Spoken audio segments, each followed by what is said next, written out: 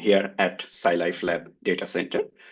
Before that, I did my PhD in Stockholm University with the topic of improving healthcare, in particular early detection of sepsis and detection of COVID-19 using machine learning. And before that, I did my master's in computational linguistics, also known as natural language processing, at University of Stuttgart, Germany. I also had a bit of experience with software engineering at Samsung Research and Development Lab. So without further ado, let's start. Let's hope that by the end of this webinar, you will understand what AI agents are and how we can actually use that for our specific life science related workflows. We will also tell you or describe some of the best practices for responsible uses. We'll have a glimpse regarding the future of AI agents, hopefully. And as a bonus, I would like to gift you an interactive AI agent landscape tool that you can use later if you find it useful. So with this goal in mind, we have the following outline. At first, we would like to briefly show you the difference or the progressions with AI agents from the LLMs. Then I will show you some cutting edge AI agents specifically designed for different life science workflows. I'll show you some demos for that, and hopefully that would be useful for you. And then some practical advices on how to get started or how to use these tools wisely. And finally, some advices regarding the emerging trends and the future steps for us. So we all know about LLMs, we all know about AI agents, but perhaps a systematic progression or comparison would be helpful. So I have used three different terms. One is raw LLM. The next one is LLM with a chat interface. And finally, the AI agent, the topic that we are going to discuss today.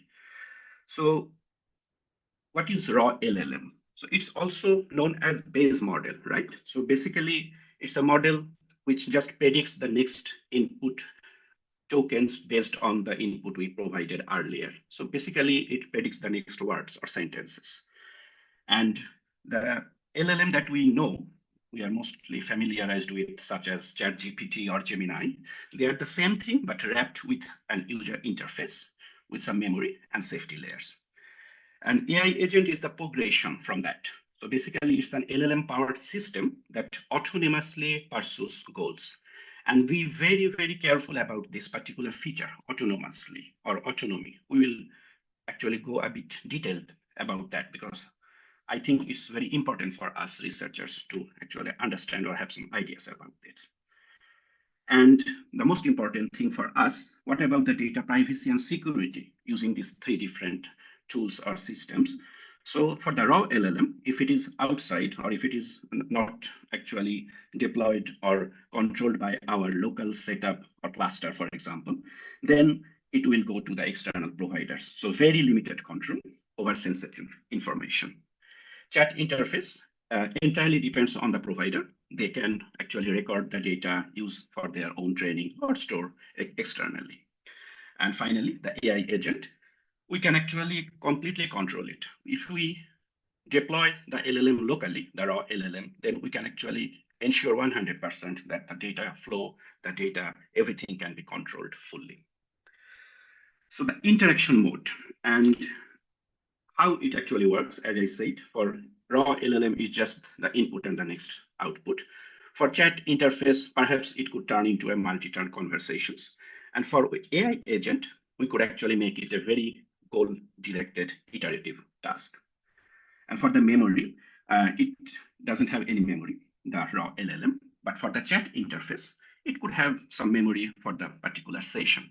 And for the AI agent is what we wish. So basically, it can maintain short or long-term memory. Different tool access for raw LLM is none.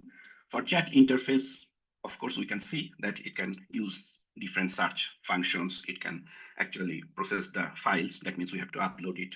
It can execute codes. And AI agents with all of this, but much, much more. It's extensive, and we can actually make it even better. And finally, the decision making. So for raw LLM, it's none, of course. For chat interface, a bit limited. But for the AI agent, it's endless. So we could actually define how it can actually make its own decision. And finally, and in my opinion, most importantly, these two, the best case uses for raw LLM, perhaps we have already an application and we want to get some more information, then we could use it. Chat interface, perhaps interactive Q&A, knowledge gathering, some sort of low risk analysis, writing, fixing the errors, something like that. And for AI agent, we can see that it could be useful for complex multi-step tasks requiring real-world actions. So that means the autonomy should be very different for these three cases. It should be proactive, and it can plan accordingly and act accordingly. So as I mentioned, this level of autonomy could be very, very crucial. So I will go very briefly about that. We could actually assign different degree of this autonomy. So with no autonomy, then we are not using any agents. With a limited amount of autonomy, perhaps we could use it or see it as assistants. And with a bit more, we could think of it as collaborators. And perhaps if even more in the future, but I don't see that in the near future. We'll discuss about that too. It could be seen as a fellow scientist. So this autonomy is very important. And now perhaps we could see that how these AI agents could be used inside the scientific research loop. So the autonomous iteration, so there is a goal, and from their goal to the discovery, and the continuous refinement out of it. So basically, we are inserting it in our usual research process and hoping that it is actually improving or it is helping us in various ways. But it can bring a question. Why not a raw LLM then? We can understand the chat interface has several issues regarding security and privacy. But what about we install or deploy a raw LLM in our own local institute's cluster and use that? Well, there are some problems, or there could be some problems, and AI agent perhaps could be a better alternative to solve those problems, such as the risk of hallucinations. And it, although it's very powerful, but it's not grounded with reality, fact checking. And if the data was bad that was trained with this LLM, then the output will also be bad. So we could actually circumvent that utilizing real-time data or live data.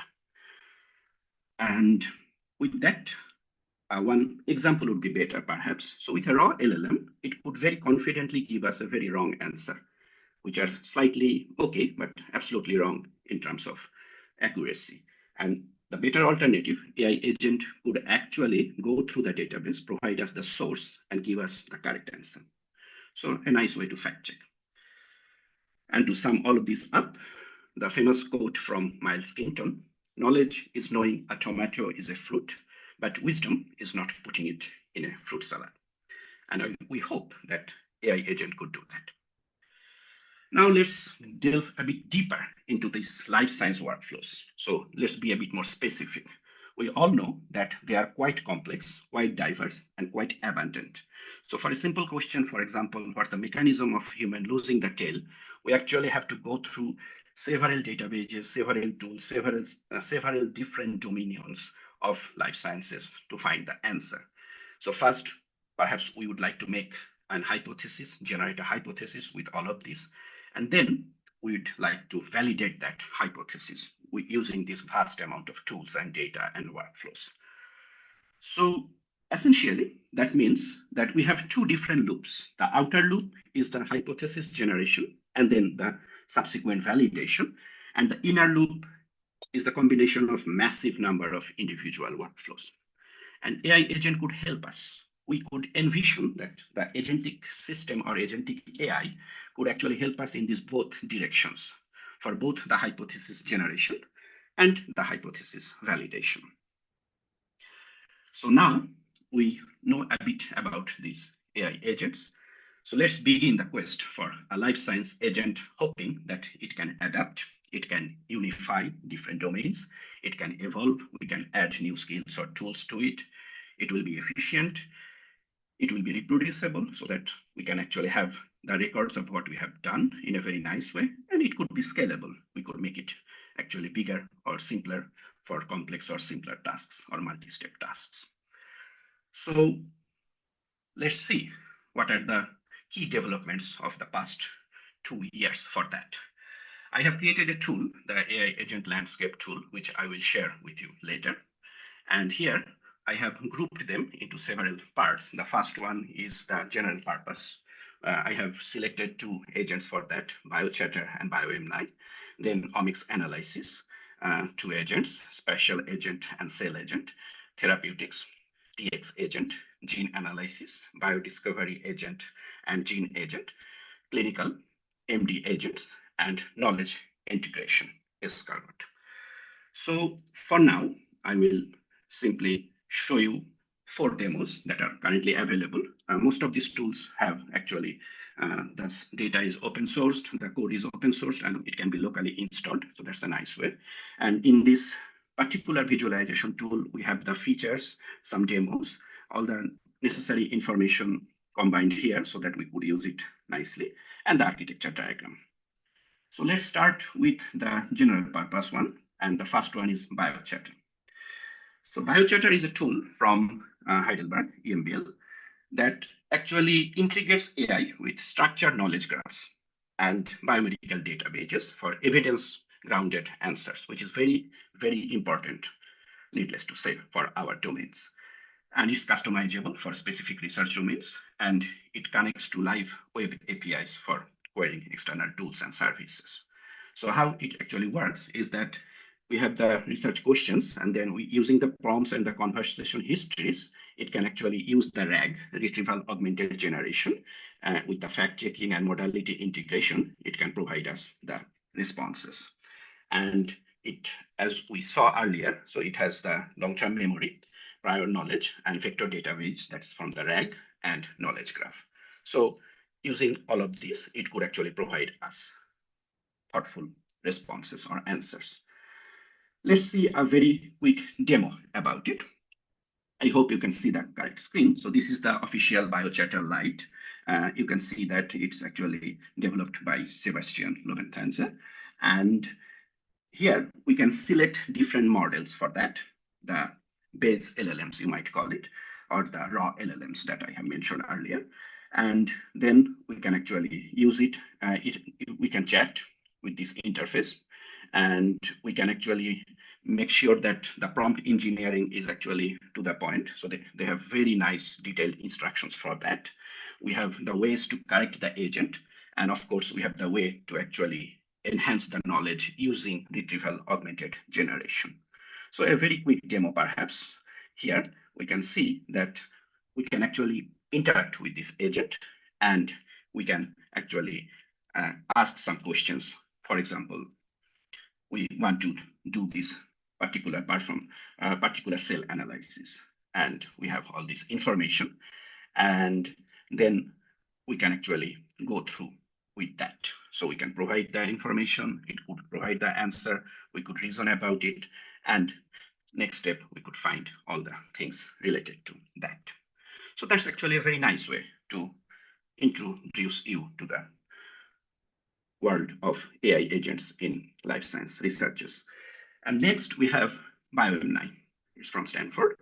It's also a general purpose virtual scientist, they call it. So basically, it's a very nice idea because if you see, they initially create a data lake and create a set of tools from vast amount of fields and vast amount of tools. So biophysics, molecular biology, pathology, for example, genomics, and all of these things. And using that, they created the environment where we hope that it could provide us a very grounded and to the point answers that we are looking for. And they have a very nice demonstration interface or working interface, basically. Actually, we can register to it and use it. And let me show you the whole prompt. So, the whole interface. Here, they have some preloaded questions or data so that we have some ideas. And here we can select the model. They have a vast amount of models. And the most important thing is that all the logs and all the results actually could be stored so that we can actually use it later in a very nice sequential way. So for example, it started in June and I have it from 30th of June last year. So that's a nice thing to have it. So we can actually go back to that. And let's start with a demo. Perhaps we can start with generate a drug likeness profile for this compound. And we have typed it. Let's see how it works. So initially, the copilot will start thinking about it. It will start actually providing the information in the executor field. And the new task has launched. The user query is this, and it's trying to retrieve the resources. Remember, I told you that initially we provided the relevant databases, relevant tools, the APIs, so that hoping that it would use that to actually find it in a very nice way. And it's trying to do that so that it involves observing, reasoning, and executing these different tools. It creates a very nice plan and it executes some codes. We already provided these tools, so it's trying to execute those tools. Finally, it's providing us some observations, the drug likeness, profile generation, and everything. It tries to show us the resources as references and how it's going there. And from that step, it's actually trying to go to the next step. And now they are trying to evaluate against various drug likeness rules. The observations are shown in a very nice and clear way. And next, it's trying to predict the properties. And it's showing us all the codes and everything so that we could reproduce it. Or if there is any error, we could actually see it by ourselves. And again, the observations and everything, the data and how it's actually going to do that. And it's trying to plan based on these current findings and the existing steps. And hopefully, in the end, it will actually show us the whole thing in a very nice way to compile the comprehensive report. So again, all the plot or the codes for the plot or the graphs, and it's actually showing us or trying to summarize everything. And see, this is very interesting. Code execution blocked, potential hallucination detected in the code.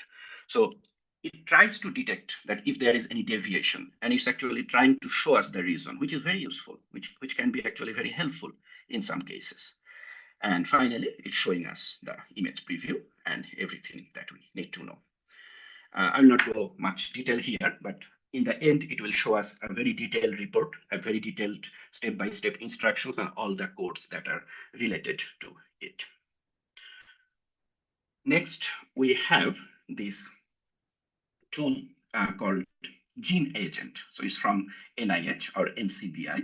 So it interprets gene sets by generating readable descriptions of shared biological functions. So it works across multiple species, human and mouse, and it standardizes gene nomenclature to avoid synonym confusion. And here is the diagram, how it actually does that. So the input, it has a very nice way to self-verification through iteration. Finally, it summarizes and provided us the output. Perhaps I should zoom in a bit. Yes, looks good. Sorry about the resolution. It was the one that they had in their paper. So the gene set, it initially tries to generate with the prompt and original analytic narratives.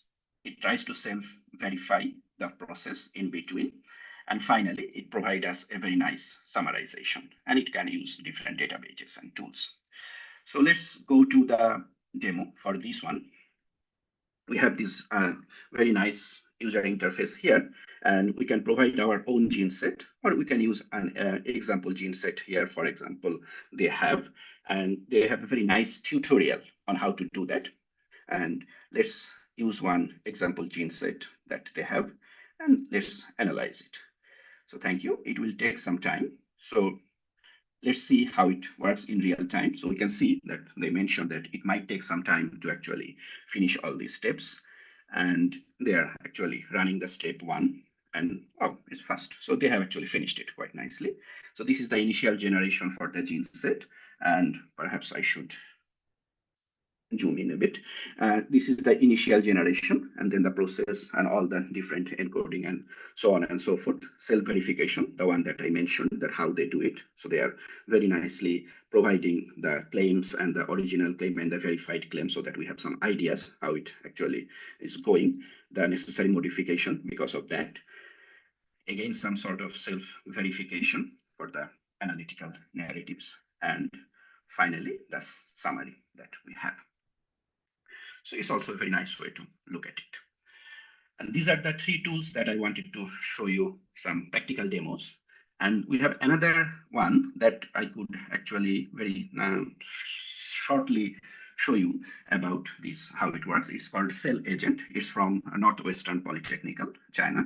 So unfortunately, they don't have any code, or I couldn't find it. So it would have been interesting to actually try it out locally.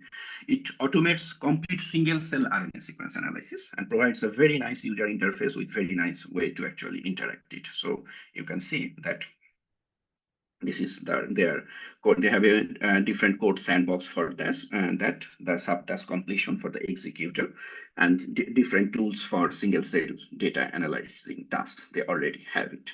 And the usual, the memory control, the evaluation, and the base solution, and all the self-correction modularities. So let's see the demo here. But unfortunately, it's actually very, very saturated. So I tried, but several times I couldn't actually get the slot. They have a pre-built data set which we can use. But here, as you can see, the traffic is so high, I couldn't actually run it right now. Please try it out if you prefer. And here in the configuration, they are saying that we could provide our own API keys or model types so that they can use that for their uses. The documentation paper and some previews suggest that it could be useful. So these are the tools that I wanted to show you more in depth, but there are of course some other tools I have selected. And the first one is Autoba. It's from KAUST, and it runs multi-omic analysis. It requires 3 inputs: data, location, description, and research objectives. And it selects different tools based on the needs. And notice it's a bit dated. October 324 is dated now, the progress we have. So that means it might be a bit outdated with its concepts, and some other tools might be a bit better than this. But I like this tool. The way it presents, it's quite simple and quite nice. So, and also it has a nice user interface, but I didn't find any web tool. We have to install it locally. Then we have the MD agents. It's actually the clinical tool. So that means it assesses medical case complexity and assigns appropriate AI collaboration level, which is very interesting. It handles multimodal medical data, text, pathology, images, X-rays, videos, and it mirrors real clinical workflows with specialist requirements based on case requirements. So this is a very nice way actually they described it. For example, they don't have exactly a demo, but they have some select cases to show you that how it actually works. Let me zoom in a bit. So for example, they provided 3 different cases: the management, headache and brain lesion, muscle fatigue, and vision problems. Let's take the muscle fatigue. And here they have actually noticed they have actually subclassed it using the complexity level. So low complexity, moderate complexity, and high complexity. And if we select this one, and this is the result, of course. We are not actually running it on real time. So this is the use case or the case history, the diagnosis, and we need to select that around all of these possible outcomes, what could this person be having? And then the classification is high, the recruitment perhaps, and this is AI agent pretending to be a neurologist or an oncologist or a radiologist, and then it's giving us the final decision. And then the step 2, the ICT recruitment. Now for this, they are recruiting multiple. It's a multi-agent platform. This is also very interesting. So literally multiple agents are trying to actually solve something in combination. So they have recruited a team of different AI agents acting as different actually medical specialists. And with the collaboration, they finally created a very nice and concise report about their assessments. And here is the final decision. And then they provide us with a very nice report about all of these things, which is nice.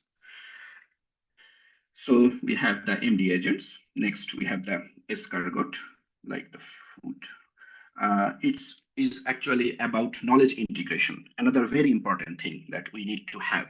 I mean, life science research domains are vast, really huge amount of knowledge databases, knowledge actually pages are there. So ideally, it would be nice to have something that can integrate it in a very nice, quick, and fast way, and of course, in an accurate way. And this is the attempt towards that direction. So it grounds AI answers in biomedical knowledge graphs to reduce hallucinations. It's adaptable to various research domains, of course. And like biochatter, it also uses structured knowledge graphs. So that's also very nice because then we can see the pathways. Basically, that means it's interpretable, right? So if it makes a decision, it could provide us some very good, valid reasoning behind it, ideally, of course. And they don't have any demo, unfortunately. It would have been nice to try. They have the code and they're very nice bit package for that. And here is the way they actually described it. Then we have the TX agent. It's for the therapeutics. It provides personalized treatment recommendations, considering different patient-specific factors, such as age, comorbidities, medications. It analyzes real-time FDA-approved drug information, including newly approved drugs, and different levels, of course. So this is the actually architecture diagram for that, and it's a bit brief, I must admit. So let's see the demo. It's not exactly a demo, but they try to show us some more information here. For example, how it grounded the knowledge using tool calls or goal-oriented tool selections or problem solving with multi-step reasoning, and how to update the knowledge page constantly so that it stays fresh and relevant, all of these things. And they have a tool universe, just like Biome9. So they have a tool universe, how to actually integrate that or link to that. It's also nice.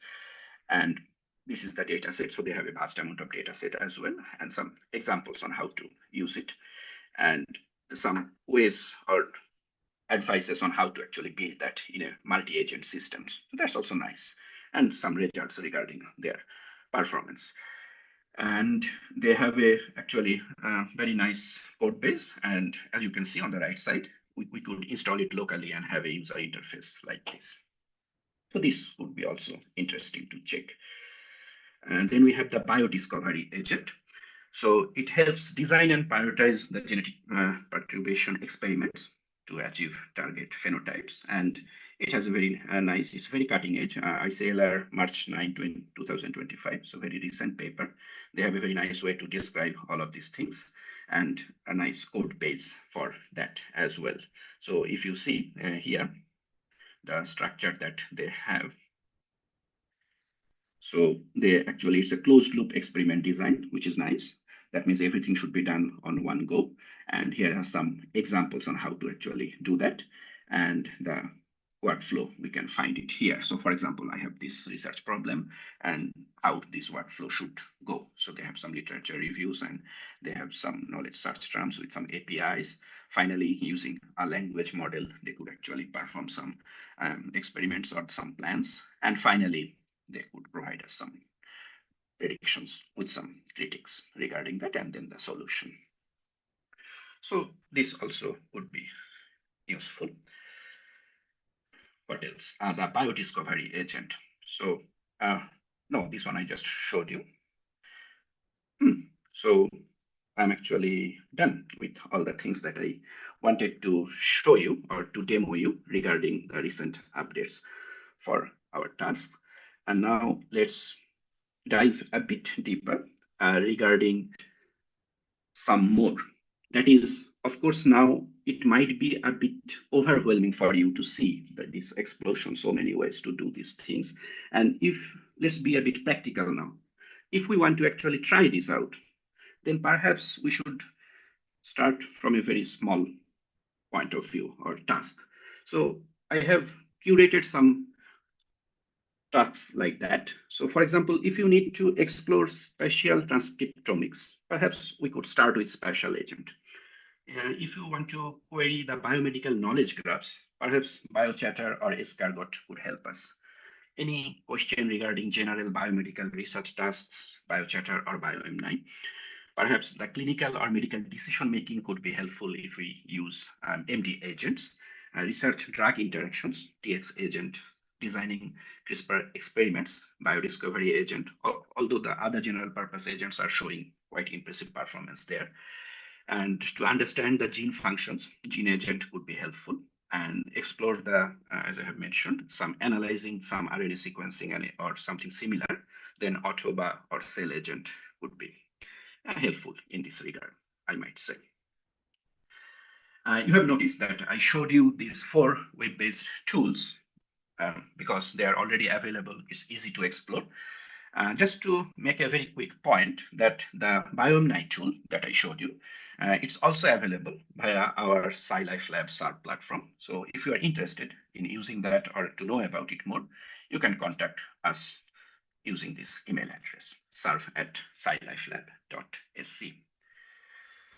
And one more information, the BioChatter one, I think it's actually very crucial and useful for us because of 2 reasons. One, it's a general purpose agent, and 2, it's the other one, the other relevant general purpose agent, BioM9, they have already made it commercial. They have actually spun out from Stanford and created local startup and so on and so forth. So basically that means for us researchers, BioChatter would be an ideal choice if we want to go for the general purpose agents.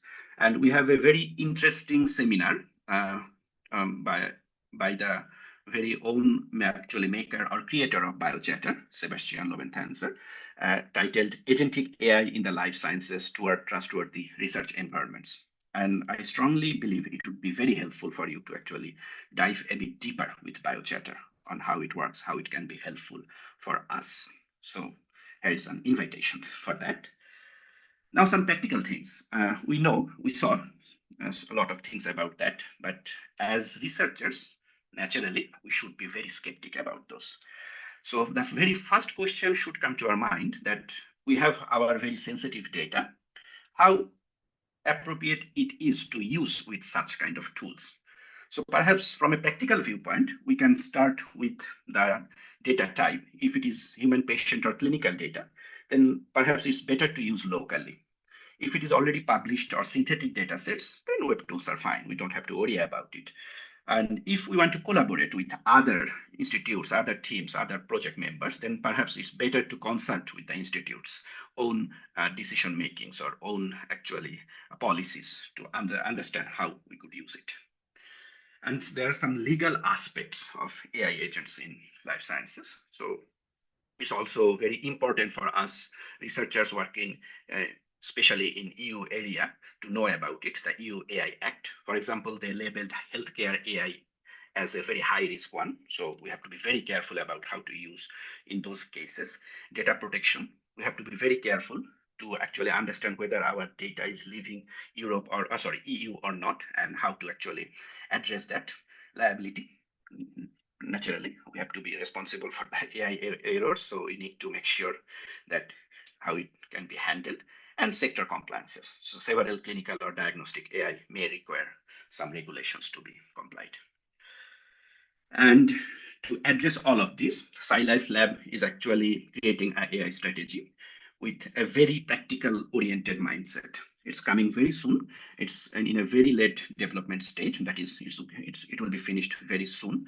And you could actually sign up using this QR code if you want to actually have this when it is done. I think it would be also interesting and insightful to see how actually we are viewing it and how we are actually preparing for it. Now, for the publications, there are some good practices. For example, it's better to disclose about this kind of tool uses. And journal already are very welcoming. They know that we are going to use it, and they have some guidelines and rules. For example, Riley have some rules, Nature, and all the major actually publishers, they have now set up their rules how to actually disclose these informations. And make sure that the execution logs or steps are actually reproducible so that we have that, so that in the future we could use that in terms of any cases or questions may arise in the future. And be very careful about the diversity awareness. We all know, just a reminder still, that many databases have ancestry biases. So perhaps we should interpret the results from these AI agents very carefully if it is underrepresented. And now, again, some very practical viewpoints. We have to set some realistic expectations. These agents are quite powerful, no doubt, but still not perfect yet. So it's better to actually have some notions in mind. For example, if it suggests something really, really unexpected, we should ask why. They should explain it and they should show their sources. If the results completely differs from our previous findings, then perhaps the public databases that the agent used is a bit dated. Check it. Make sure that they have the correct or the latest information for this. If the output looks too confident, we all know, but I have modified that a bit. That is, do not trust, always verify. You are a researcher, your intuition is still the best quality control for such kind of situations. And so, based on that, some simple safeguards. So if you try to, or if you want to try a new AI agent, perhaps start with what you already know. A very generic question, very simple question that you know. Check the sources, check the timestamps, keep the human in the loop, that is. And the agent will, of course, handle the execution, but you should handle the interpretation. So think of it as a skilled research assistant. Remember the different level of autonomy I showed you earlier?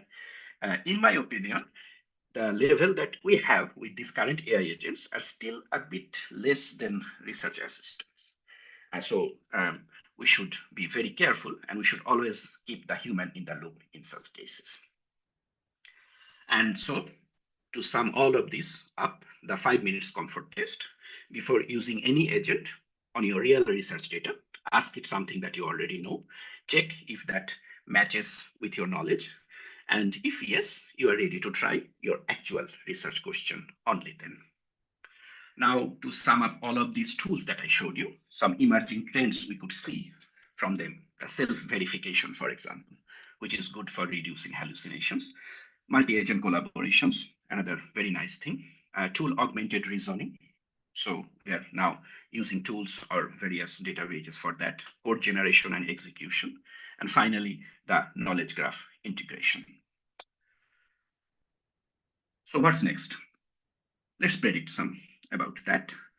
So naturally, in the near future, we could very easily see that the tool ecosystem will expand. We have already so many databases, so many tools.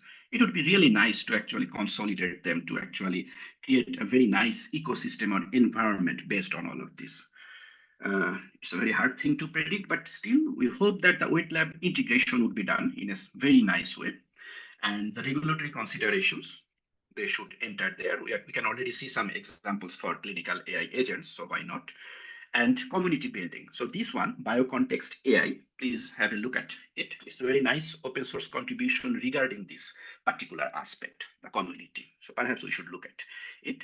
And many more ways or examples or novel techniques regarding the multimodal agents. I mean, the multi-agents and also the multimodal data.